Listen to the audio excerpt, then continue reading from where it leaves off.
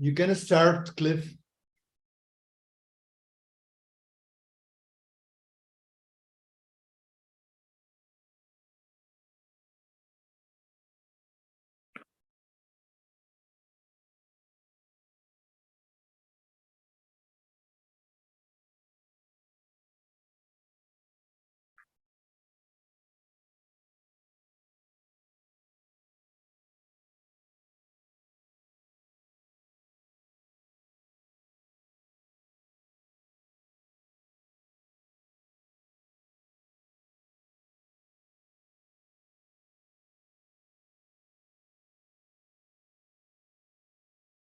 You're mute.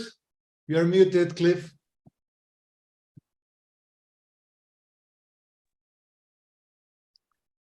Welcome to the Global Justice Report, an online production of the Center for Global Justice.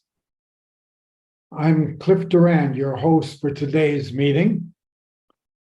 The Center for Global Justice, El Centro para la Justicia Global, is a multinational and bilingual research center located in San Miguel de Allende, Mexico.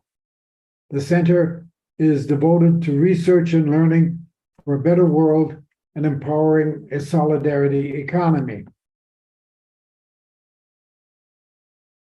Due to the pandemic, we have had to discontinue our in-person programs and resorted to these Zoom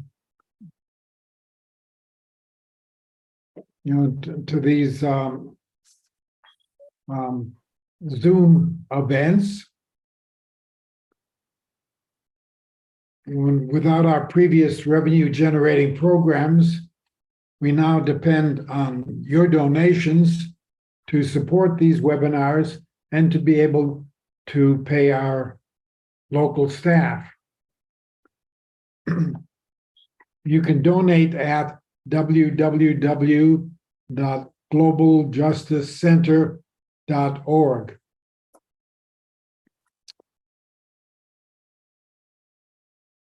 As we are nearing the end of the year, I hope that you will want to make a tax-deductible donation, a substantial one if possible, to support our work.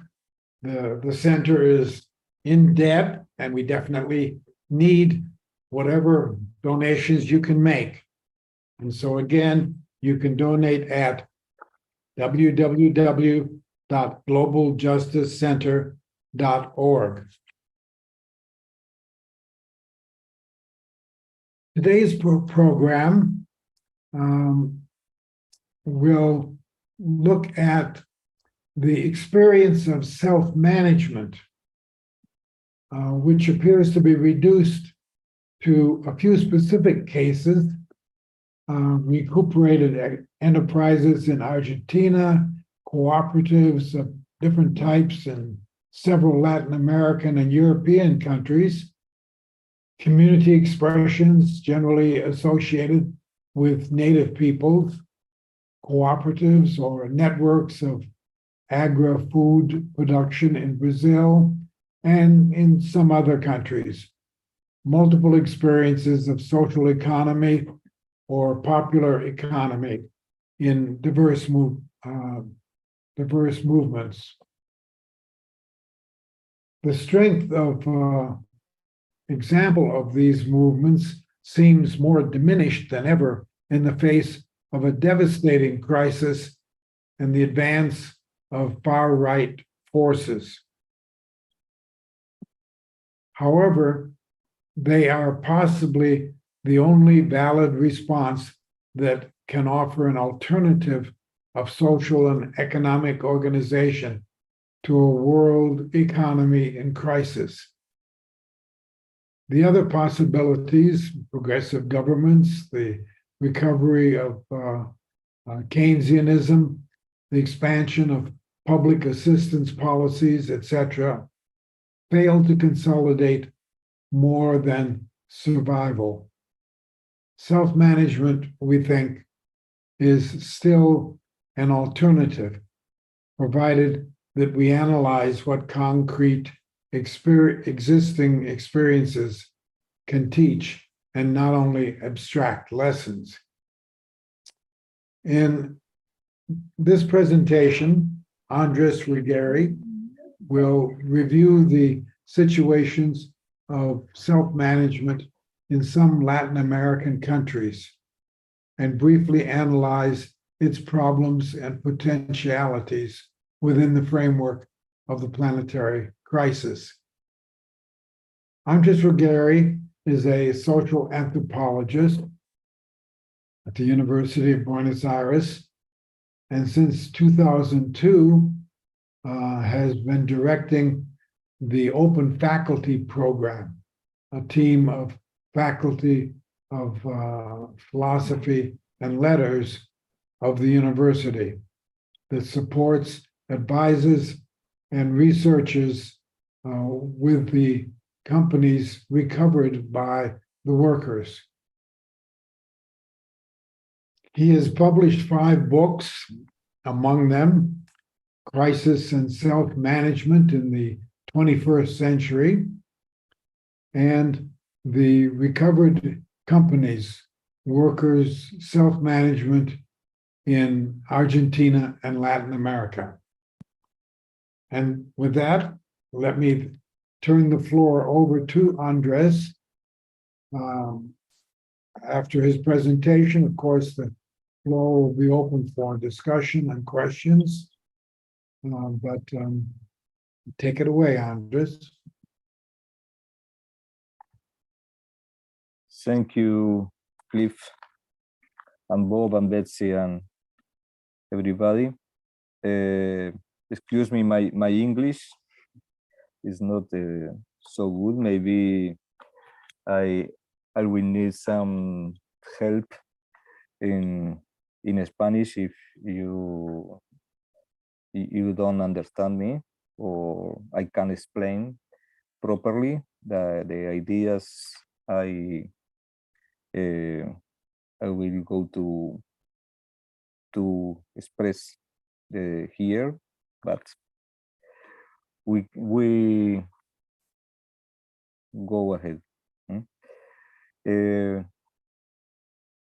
Cliff explained in a short way the main subject about self-management in Latin America, as I think. Self-management is not only an idea, an abstraction, is a concrete experience in a lot of countries in the world. But in Latin America, I think the deepest experience in the last 2 or 3 decades. We have this experience in Latin America. The main examples of self-management are the recuperated factories or enterprises. That is an experience very important in Argentina, but also in Uruguay, in Brazil, in Venezuela, and even in Mexico, in Latin America.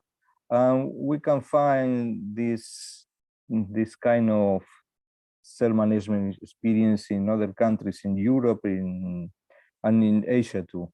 But there is a problem about the conceptualization of these recuperated enterprises to find these cases in other countries, because most of the experience are cooperatives, and it's very easy to confuse every cooperative with the recuperated enterprises, or maybe if we don't know the origin of the process, we can understand these cooperatives as recuperated enterprises. But I think this is not important. The main question is, in every cooperative, workers cooperative, we can found is their self-management in this cooperative is the main question is that, because self-management is not only a juridic, a legal framework, is a practice, is a dynamic, it's a process. So in Argentina, in the 2001, December 2001 crisis, it was like explosion of recuperated enterprises, factories. This process was very very known in the world, because the Naomi Klein film, The Take, in this film you can see the Sanon, the factory, Sanon and Brugman and other very famous recuperated factories in Argentina at that time, 2001, 2002. This was the more the more powerful moment for this recuperated enterprises movement. At that time, about 150 factories and different kinds of enterprises was occupied by the workers. And many people think that this process was at the time the crisis 2001, and it was and later there is no more recuperated or occupied factories. Like other social movements in 2001 in Argentina, the popular assemblies or the neighborhood assemblies, the piqueteros, the unemployed workers movement, and other social movements were in a big expansion. But in several years ago, there is no more assemblies or piqueteros movement. Became territorial movements and so on, but recuperated factories still continue until now. Now in Argentina we have more or less 430 recuperated factories and enterprises. It's important to understand that it's not only factories are in the movement. A lot of other kinds of types of enterprises are recuperated, like hotels, like Bowen Hotel, or restaurant, or hospitals, transport companies, etc.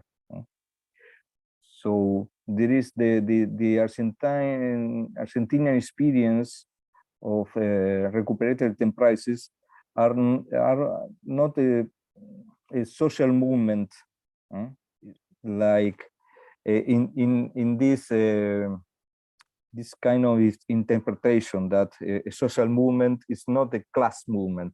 The new social movements a social movement is like a movement that emerges in a concrete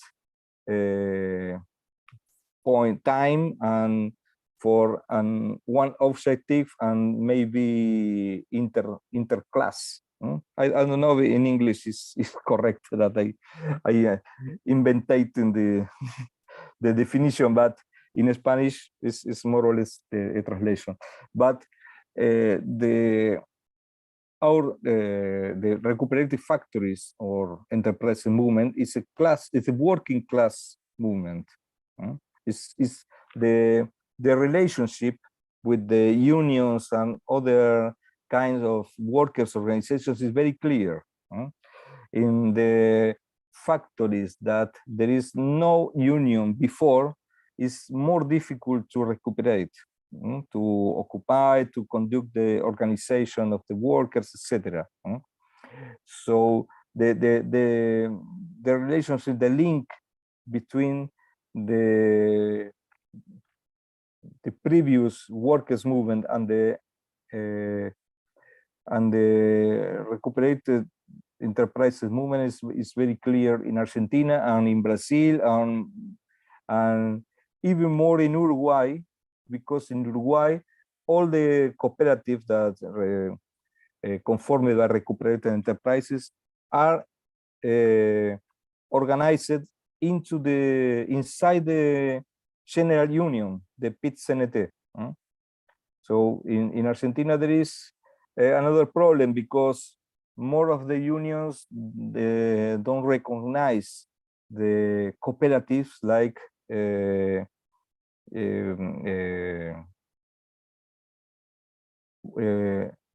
workers with the salary. So for the unions they are not representative of the cooperatives. So there is a big discussion about this subject, but the relationship is very clear. It's not a absolutely new movement. It's a movement, but a working class movement. This is the first point. The second point, important second point, is that it's a working class movement, but it's a working class movement that is creating a new economic organization form. This is not exactly social solidarity economy in the terms that you can read in some academics, scholar theorics like Horacio and others, because it's not only solidarity. There is a necessity. There is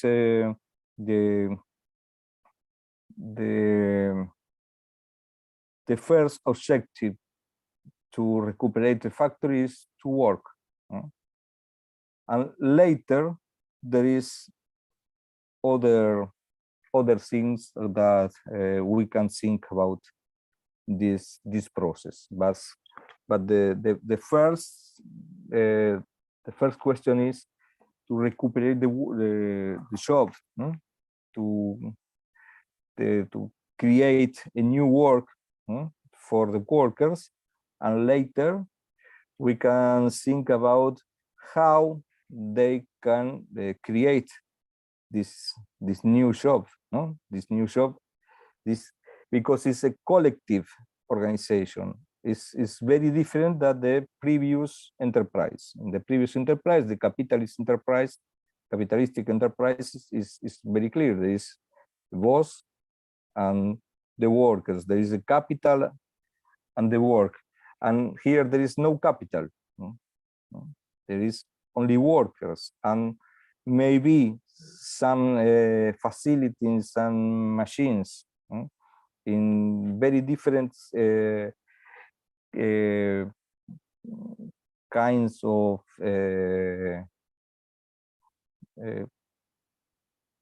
maybe there are new machines, but in general are very old machines, broken machines. So to reconstruct the capital is very difficult. So they have to make, it's not like make America great again. Is make the enterprise again, again in a new form, in a different way. So I think this is the two main questions about recuperated enterprises. Is an workers working class experience and practice, and is a process that in the final of this process is a new economic logic, a collective economic logic, and this is against all the current economic thinking and the reality. The actual economy is very different of this practice. So there is a very difficult struggle. To recuperate factory is not easy. It's very difficult, and in the different Latin American countries, and I think is the same in the different parts of the world, the conditions are different, related to the political conditions. For example, in a country like Colombia, not with this new government, but in the last century, with these levels of violence, occupy the factory is like it's like a suicide. In Argentina, it's not that. Is very different. We have the conditions, the political conditions, the social conditions to occupy factories with a big social support, and this fact was decisive. The social support, the social network that support the recuperated factories. And I think this is the third distinctive point, because this recuperated enterprises, it's not only an enterprise. It's not only an enterprise. It's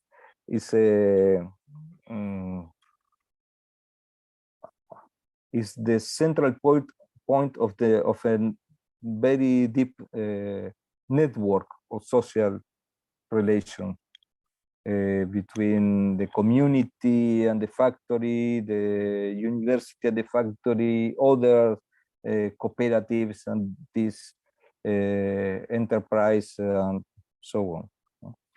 So this is the conditions of this process in Argentina, and it's very similar in Uruguay.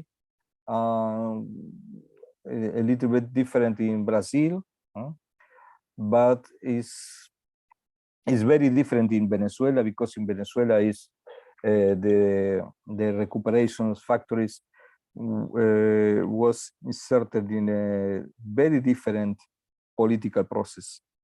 That is the Chavismo, the first recuperate enterprise in Venezuela was in 2002 or 2003, in the middle of the coup d'etat against Chavez, in the middle of this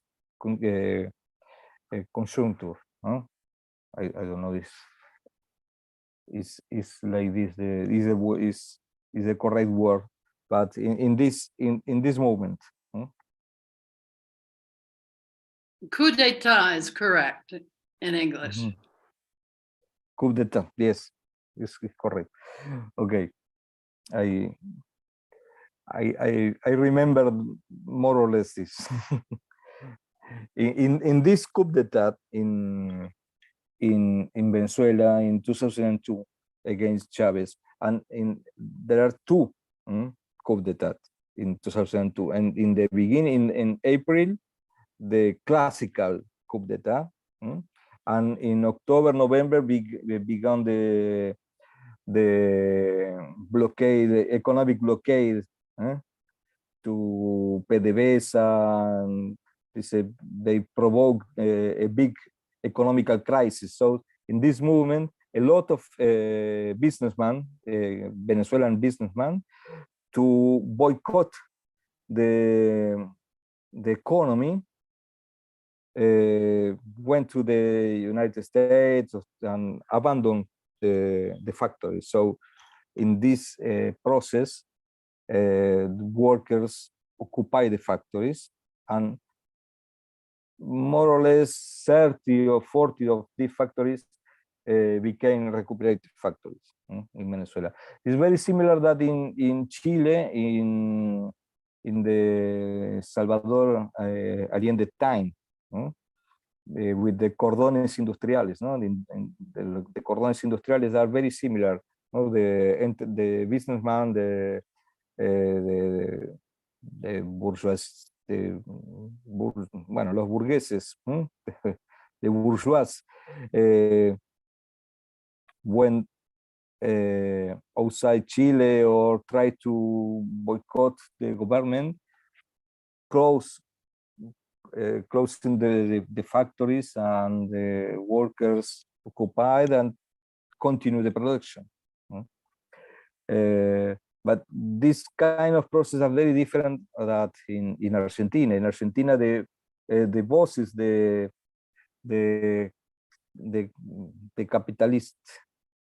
capitalist close the factories because they think there is a biggest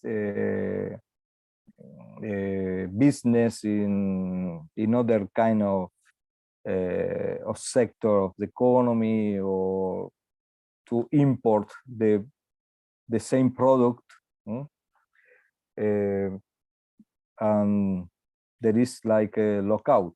It's a lockout of from the bosses.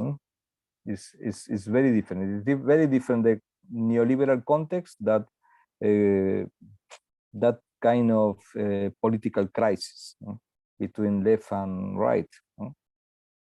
So I think I don't know this.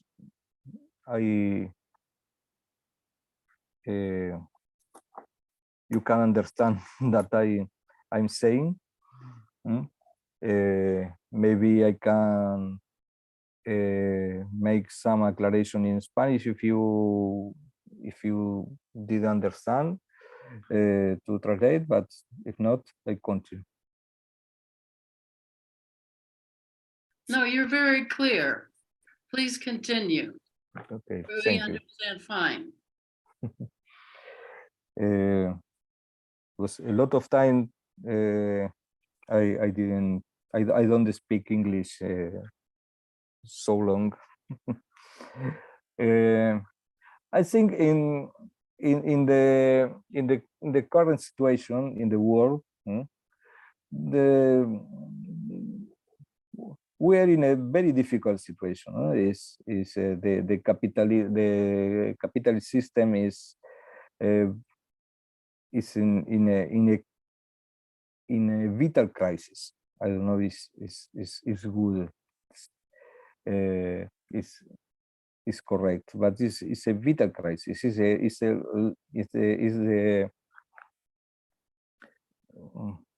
ecological crisis.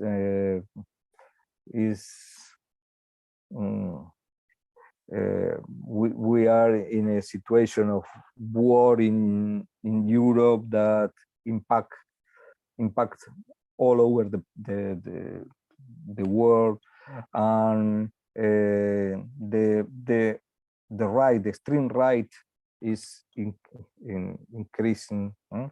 The not extreme right is like the extreme right.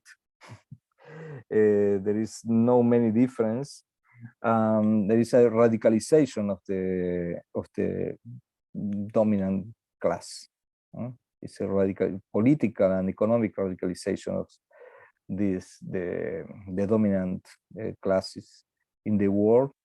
I think it's all over the world that we have this situation. In Latin America too, because we have Lula in Brazil, Fernandez in Argentina until next year, maybe, Boric in Chile, Petro in Colombia, but Castillo in Peru is over. Well, López Obrador in Mexico, etc. But these progressive governments, they can't make a policy like in 10 years ago, because the power of the right is very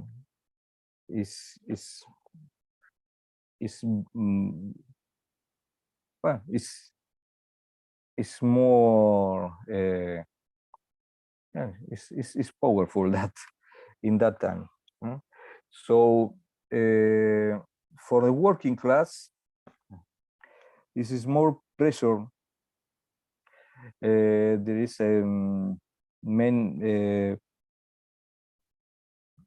worse living conditions and more unemployment, more exploitation, more concentration of the wealth.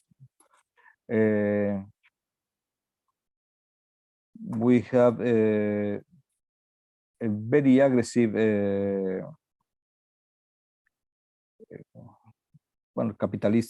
capitalistic class.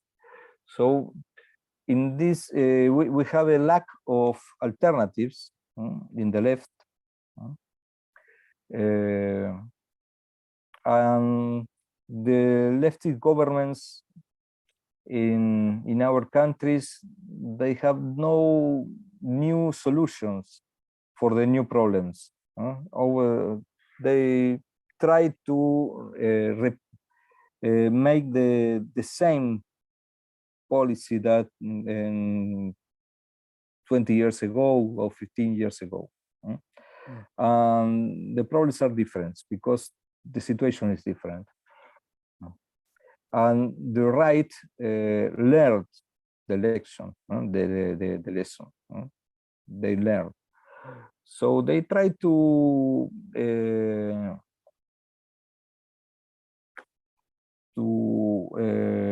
make very difficult the governance, and to make society less democratic, very less democratic. The democracy form is more or less keeping, but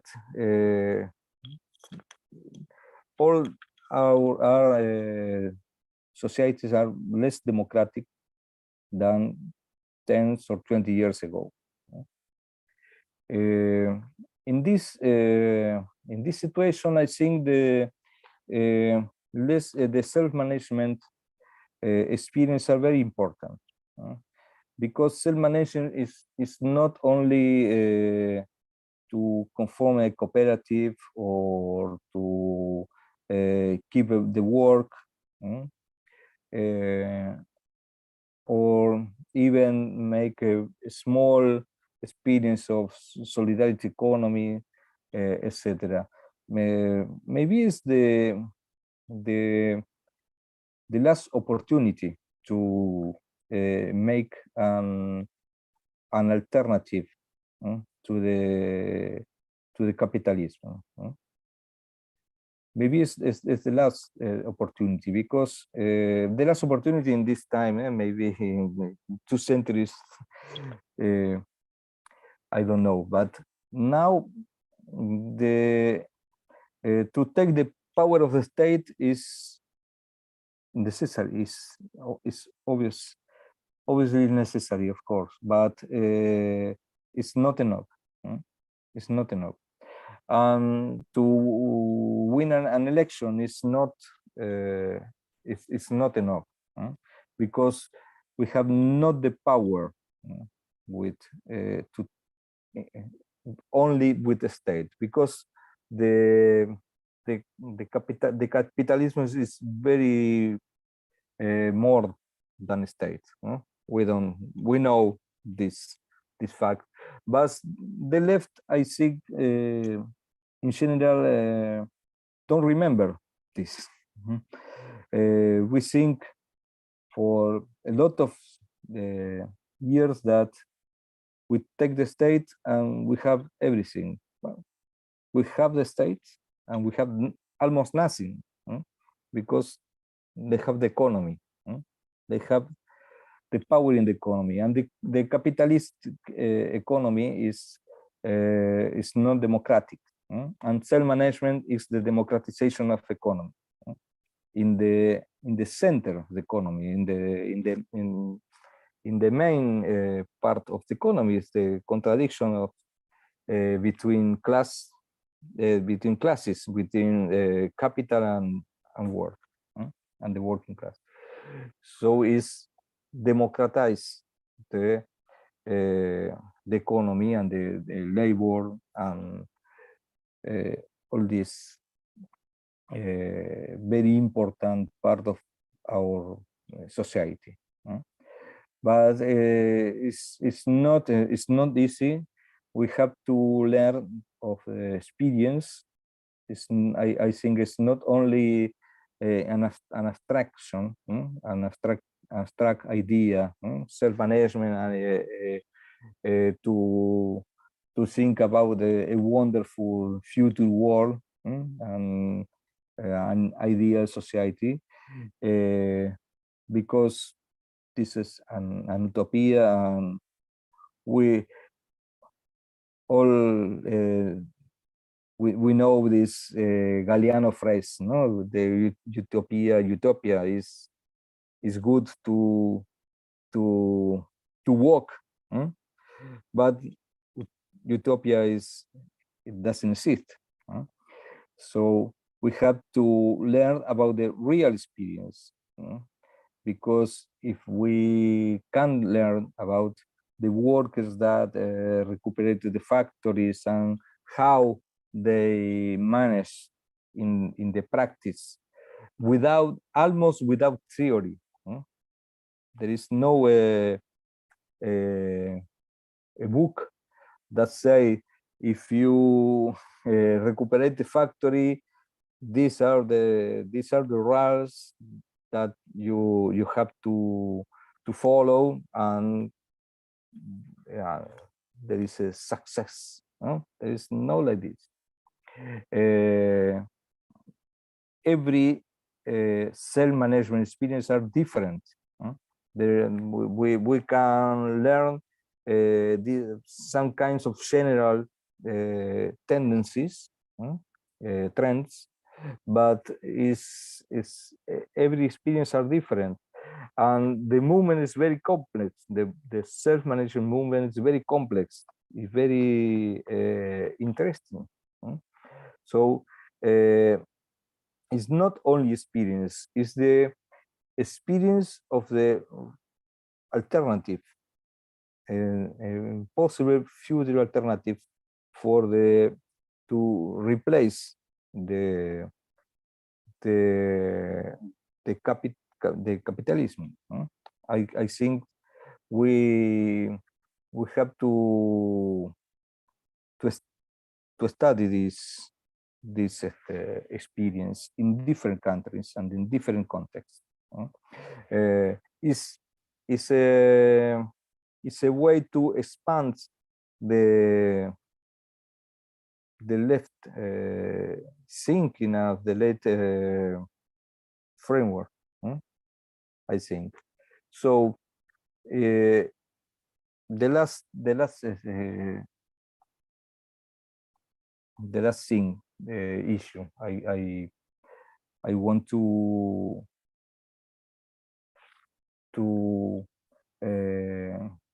to say. In the popular economy, this is a new concept. Well, I don't know if it is very new, but it's a new concept that, for example, in Argentina is very popular now, and we can interpret that popular economy is like a informal economy, with a positive way to express informal economy is better popular economy than formal economy, but it's the way that big masses organization that of informal workers explain the kind of organization. In most of the self-management experience are the origins in this kind of the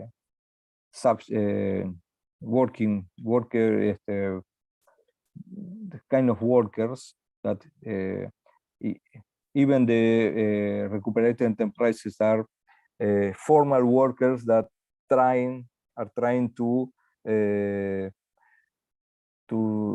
don't become informal workers.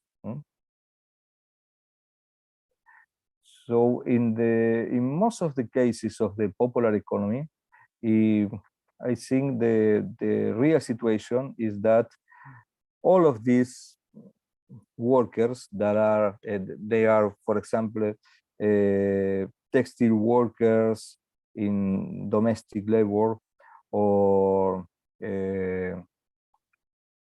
I don't know the word in English, the people that collect the paper or plastic in the rubbish, and they classified, they recycle these materials, and there are very poor people, and but there are part of a very important productive chains, or value chains. So the product of these kind of workers is very important for the whole economy. So nobody pay a salary for these workers. So they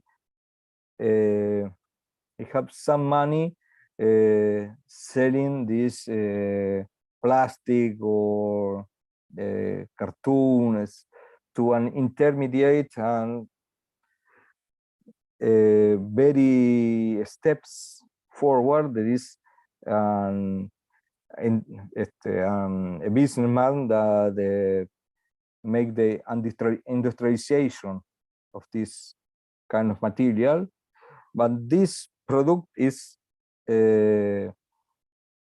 very important for the industry. So nobody pay for these workers that they work value. So there is a case of hyper exploitation, and we can find this situation all over the world. The globalization is separating the work process in very small parts, and with this process they separate the working class in small parts. So we have to find a way to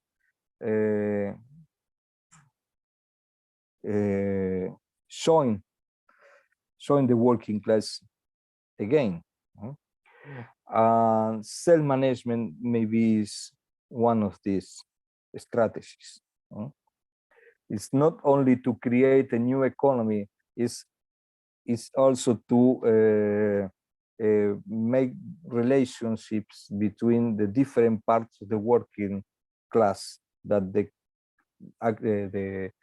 the new or more or less new capitalism are separate.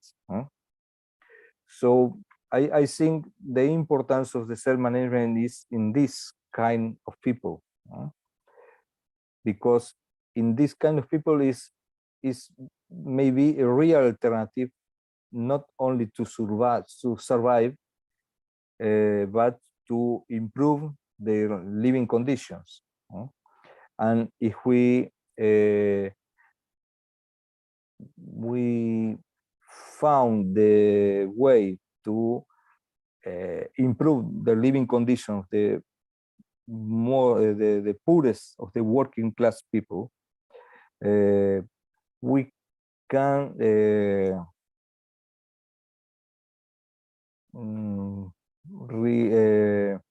return to the origins of the working class movement and the leftist projects to make not only an abstract and ideal society, that a real better society. I don't know if I'm clear, but I think this is. Yes, you're very important. clear. You're very clear. Yes, thank Okay. you. Thank you. Thank you. That is all. We can discuss about these concepts and ideas.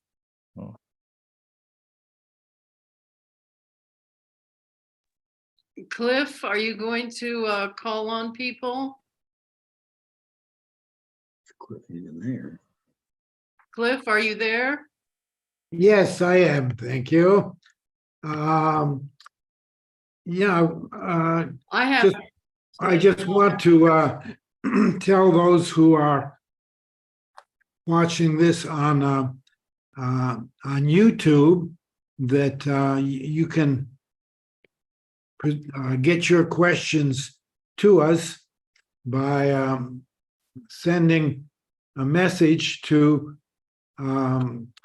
global.justice.cliff@gmail.com, and I'll pass it on to Andres and others in the Zoom room. But I see that, okay, Betsy Bowman has a question, and then Larry Harris. Okay. Thank you very much, Andres, for speaking in English. I know the pandemic has kept all of us from traveling and speaking other languages. And thank you very much for that. I was very struck when you said that the self-management movement today might be our last chance to organize workers in opposition to capital. And capital has become more and more powerful as it has become more concentrated. And the pandemic has allowed the development of better and more sophisticated forms of surveillance and control. And I think you are very right that this is maybe our last chance for a long time to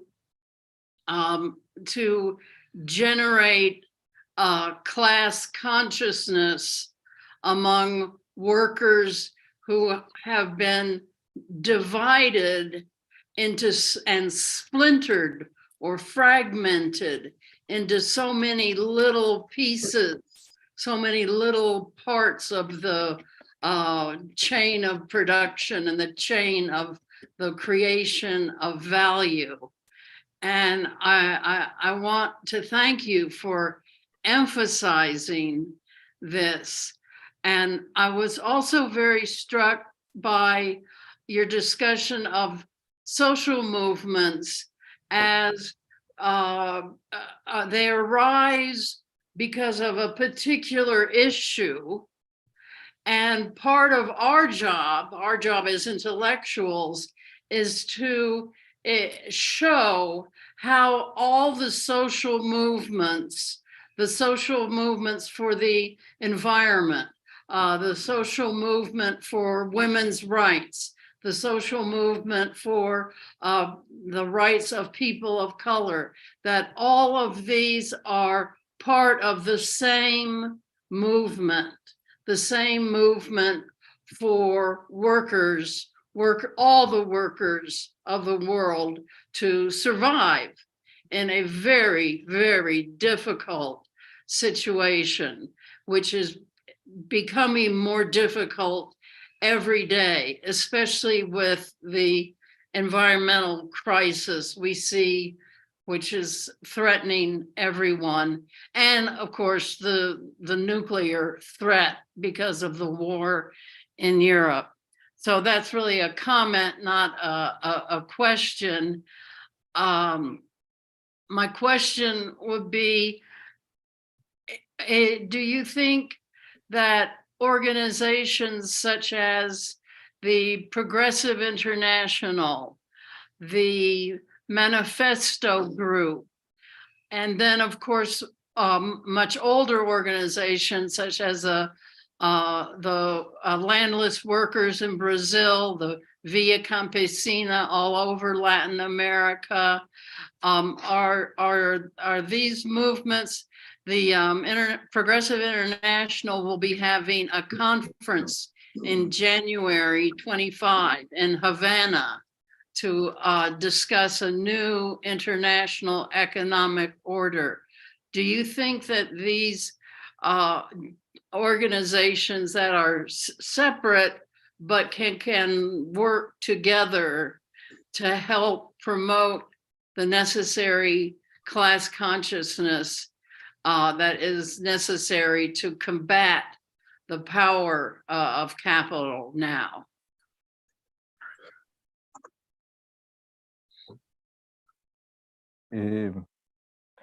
Yes, about this subject of the international networks, etc. I think it's the first time after the fall of the Soviet Union. We have a different attempts to conform an international network, but we have not only one, but 3, 4, 5, etc. Because the World Social Forum was different. The concept was different, and now we can understand these networks are like political networks that with an objective to begin to organize the world struggle. But we must to unify these different networks. I think it's different. It will be difficult because there are different ideologies in every network. The Progressive International, I think, it's not a revolutionary international. It's more progressive, reformist. But I don't think there are enemies. Of course, there are currents, and we are in a very confused time. So we have to make a dialogue among these different internationals. The Manifest International is more communist, no, more classic in this, I think. And the workers' economy, our network, is linked with the real experience that is the self-management experience in Latin America. And so we have a lack of an ideological common framework between us. But I think there are maybe it's the beginning of the new movement. We must an international movement. It's, Yeah. it's, we can wait. We cannot wait more for this. True. Very true. Melissa. Melissa, I see you have your hand up. Yeah. I do. Please unmute yourself, Melissa, and ask your question. I did, yes. So I wanted to say hello to Andres, who Mark and I met in Argentina in 2017. And he made an enormous contribution to our documentary called Don't Give Up Your Voice. And it's wonderful to be able to say hello again. And we have followed some of the things that writings and so on that Andres has done in the meantime. And we have continued to do work with worker cooperatives here in the States. And in fact, we filmed this year with Co-op Cincy, which is an attempt to create a region-wide network of worker cooperatives, somewhat patterned after the Mondragon experience in Basque Country. And we're now editing that material. And I do think, I do agree that a lot of this, that the worker cooperative experience does provide some real concrete and important alternatives to the capitalist way of thinking, as well as the capitalist way of organizing the economy. I had just a question for Andres. I mean, one of the places that we met and talked with you was at the Bowen, right? Now, what is happening with that? And then secondly, you said 430 recuperated factories now in Argentina. How many workers would you say that was now? We are probably going to show one of our Argentina films here locally in the next few months. And we wanted to be up to date, right? So.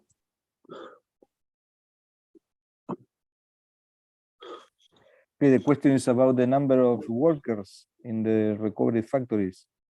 Yeah. Yes, now, do you have an estimate? Yes, it's about 15,000 workers. All right, okay. So, and the Bowen, what is their status?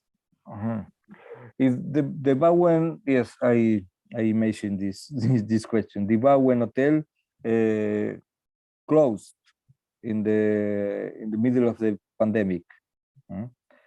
It was a very sad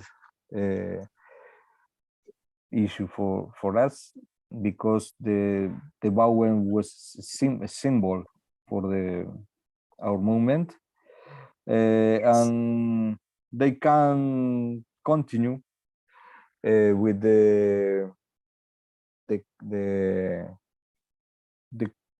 with the economy close, everything, no? And especially this sector, this hotel and restaurant, etc., for more than 1 year and a half. So they can continue the, uh, the, the cooperative, and they, in an assembly decide to make a question to the judge and to make the owner, but the company that claim for the Bowen, the hotel back, that they paid for the facilities and all the ¿cómo se dice? All the things that the cooperative buy during the occupation, and they paid to the workers, and they left the hotel in very hard and difficult conditions. But it was a decision that other countries don't like, because when the Bowen Hotel was in difficult circumstances in previously, they called all the people to defend the hotel, but in this opportunity they didn't ask help to nobody, and nobody knew about this until the hotel was closed. So there is nothing to do. But I can understand the reasons. I think that the recuperated enterprises, maybe they can be defeated in that circumstances. I think the important, no sé si se entendió lo que dije. Te lo digo en español que no entienden. Puede haber algunas derrotas. Lo importante es el conjunto del movimiento. Eso es. Okay. ¿Sí? You can have some Gracias. losses here and there, but the overall movement has made it through. Okay, thank you, Bob.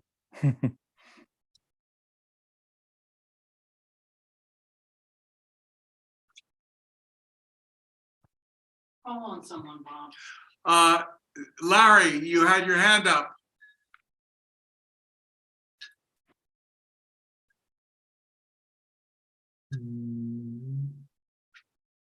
No, Larry doesn't seem to be around. Can I ask a question, please? Voy a ponerlo en español y en inglés. What do you think of setting up dialogue between different recuperated factories in different countries? ¿Qué piensas usted de empezar un diálogo para fortalecer solidaridad internacional entre cooperativas en países diferentes? Puede ser también idiomas diferentes. ¿Qué piensas tú? What do you think of it? I think it's very important, this kind of communications between workers. It's During the whole COVID thing not the first. and possible situation. And they had to. It's not the first time I listen this idea. Your idea, because I remember this attempt in Mexico in 2011 with Chilaver and printing cooperative of the US. But this is an improvement of this old Bob idea. I think it's very important to do this communication between Russian and Argentinians, Venezuelans, Americans, etc. We must organize this because the Workers' Economic Conference is something like this, but in a big and complex way, and we mix scholars and workers and activists. But I think in these meetings we have some of these direct communications between workers. But this is different because it's a specific communications, direct communication between some workers of from Argentina to some workers of from Russia, etc. And we have another conditions now. This kind of conference. We are in Mexico or in United States. I am in Argentina. We are talking.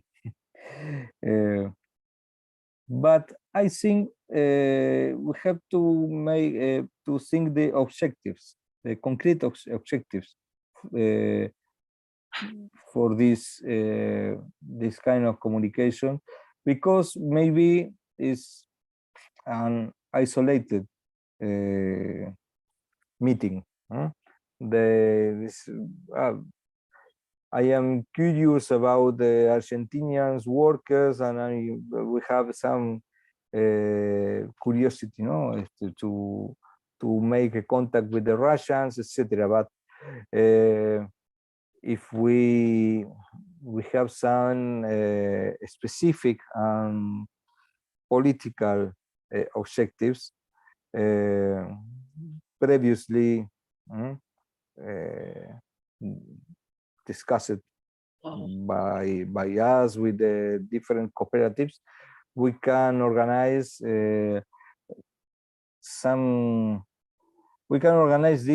this with more future projection, I think.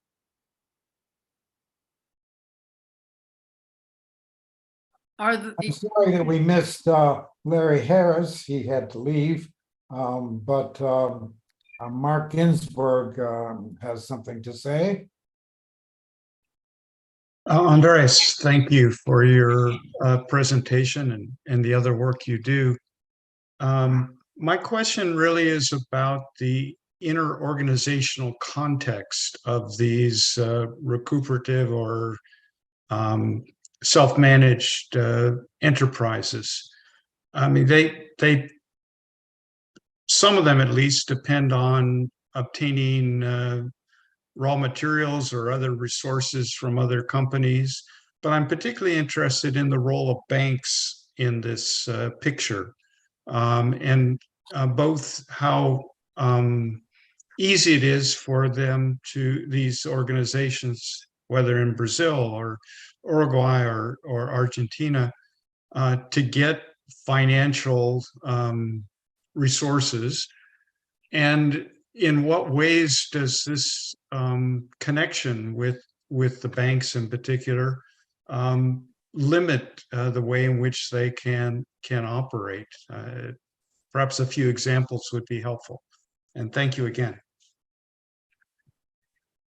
Thank you for this question, because this is a very important question.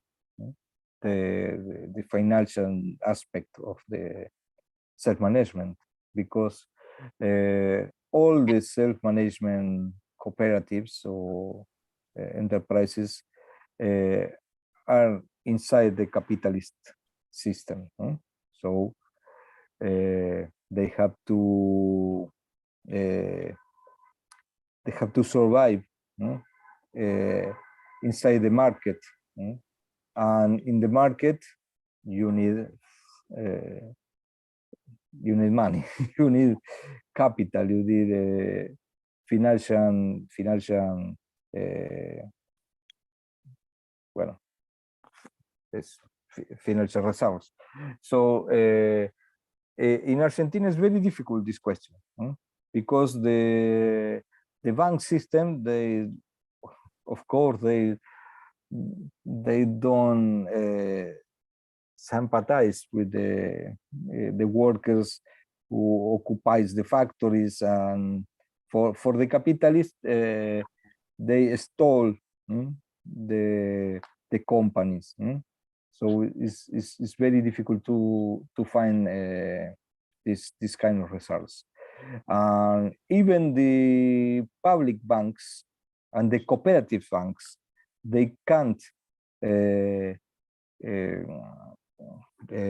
give money to this kind of cooperative, because the legal framework, the regulations of the central bank, etc. So it's very complicated. We have some normally the resources are from the state, different kind of subsides is correct, subsides or subsidios. I don't Subsidies. subsidies. Sorry, subsidies. Normally are subsidies from the state, or in different ways, different amounts. Very difficult is the question of the credit.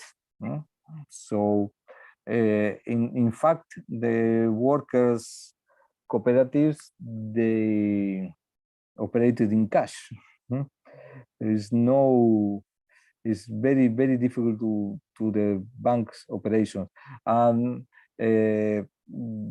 We have not a cooperative bank systems to support, because in Argentinian case especially, there was a very big cooperative credit systems before the last dictatorships that banned the credit cooperatives. They all the cooperatives must in this time make together only one. This is the Credit Coop Bank. Is a cooperative bank. It's only one, but it's cooperative, but it's a bank. So they can't give credit to other cooperatives because the central bank regulation. In Uruguay, there is a very interesting experience that Mujica, the president, the former president, the Pepe Mujica, create the Fondes. The Fondes is a financial fund created by the first was a decree, a norm of resolution of Mujica, but in the Tabaré Vázquez government, they pass a law and they create by law the Fondes. In the Mujica version, the Fondes was only for self-management cooperatives. In the Vázquez version was more, yes, because they include the small companies, private companies. But it's an interesting law, because the Fondes take the 30% of the Banco de la República, the Bank of the Republic of Uruguay revenues, for the self-management projects. And it's a lot of money in Uruguay, proportionally to the Uruguay economy. No, it's bigger than all the Argentinian government subsidies for the recuperated enterprise. And in Brazil, there is difficult question also. In other countries, well, I think in every country there is a different situation, but in general, it's difficult for the cooperatives to the financial question. But it's a key question. It's a key Yeah. question. And from what you said, the role of the state is quite important in enabling financial resources for these self-managed enterprises. It's interesting. I hadn't thought about that. Thank you. Yeah, Betsy? Welcome. I think the great success of Mondragon is due to its bank, the Caja Laboral. And of course, the Caja Laboral, or a kind of savings bank among a network of cooperatives, is probably one of the hardest things to achieve. That is something that we tried to do here at the Center for Global Justice, and it did not work. It was not successful. But I think it is essential to networks of cooperatives to form some sort of bank and savings in order to provide the financial help that is not available from the state. We do not have control of the state. And because the big corporations have control of the state, and they will not allow small self-managed businesses to flourish, to grow. But before you go, Andres, will you tell us a bit about the next conference of the workers' economy? We at the Center for Global Justice, of course, have participated in many of the conferences of the workers' economy, which is an international network, which is has a branch in South America, North America, and the Caribbean, Europe and the Mediterranean, which of course includes Northern Africa and the Arab countries. I think it's also, then in Russia, there's a huge network that is part of the workers' economy as well. And I know that I think you're planning a conference in Colombia for next year, for 2023. Can you tell us more about that? Yes.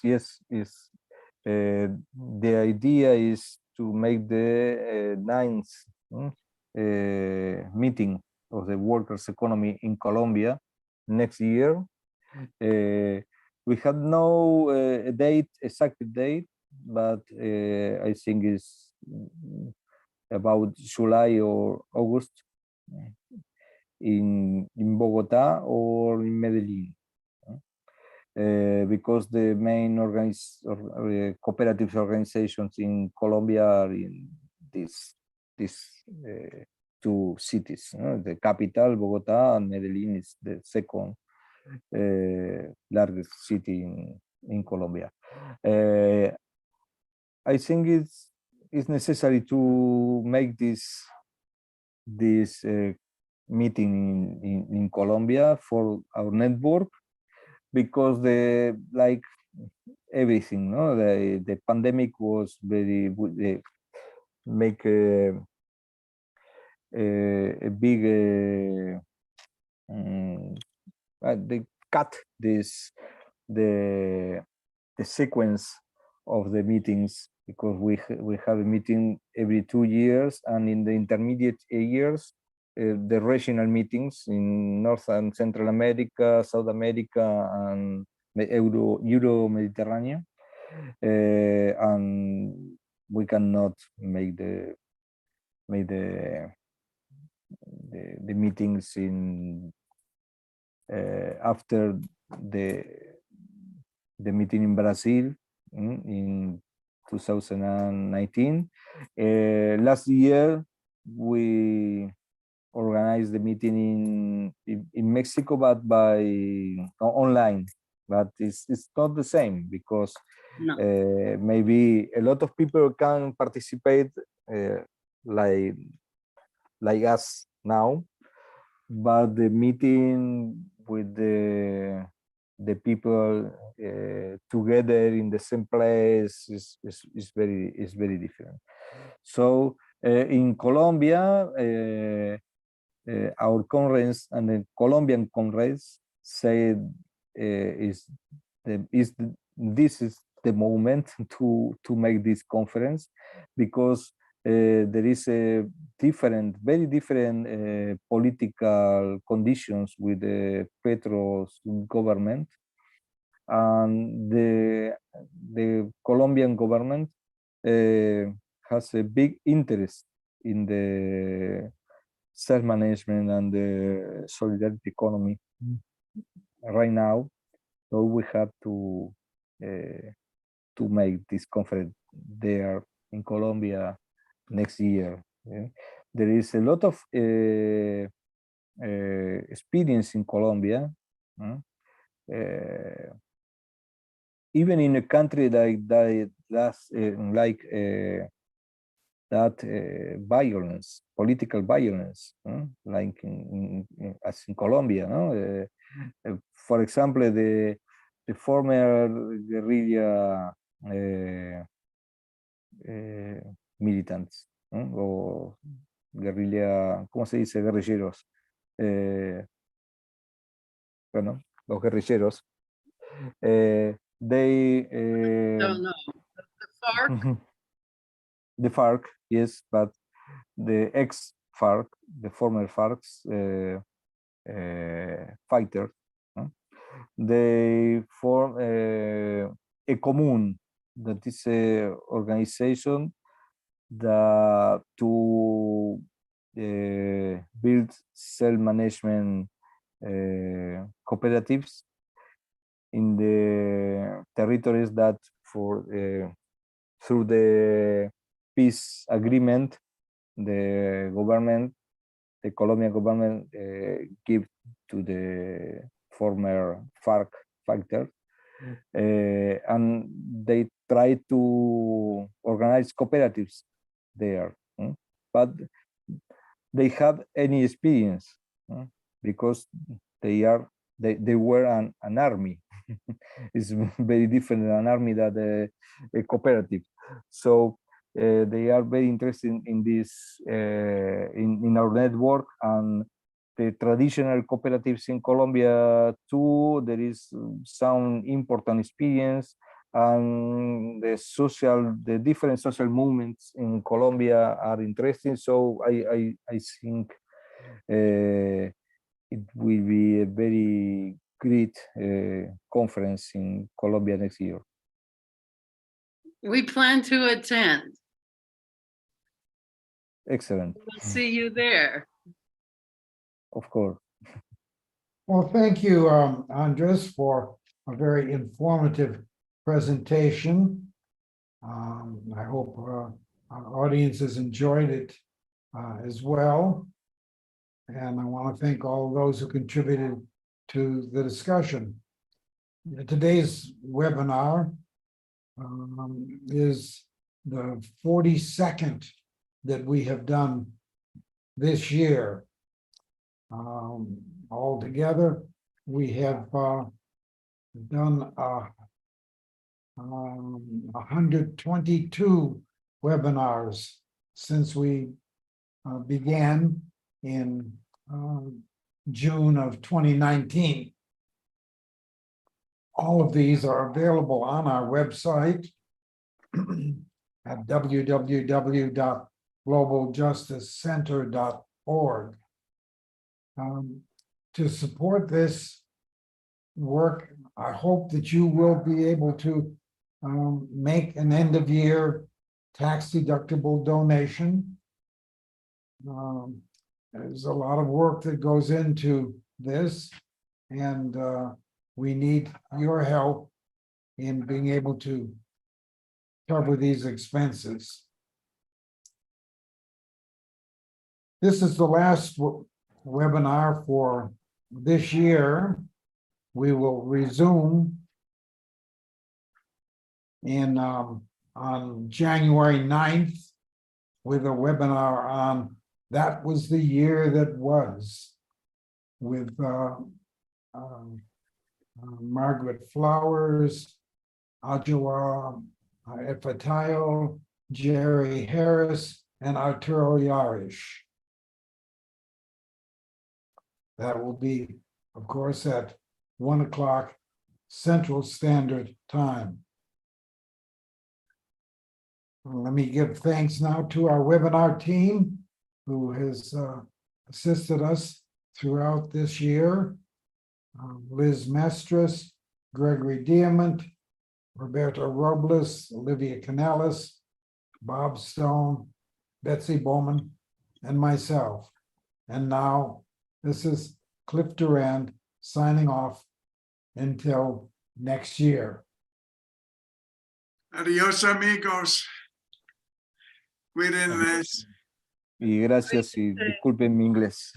Ah, No, no, muy gracias, bueno. Vlad. Gracias, compañeros. Yeah. Muchas gracias. Muchas gracias.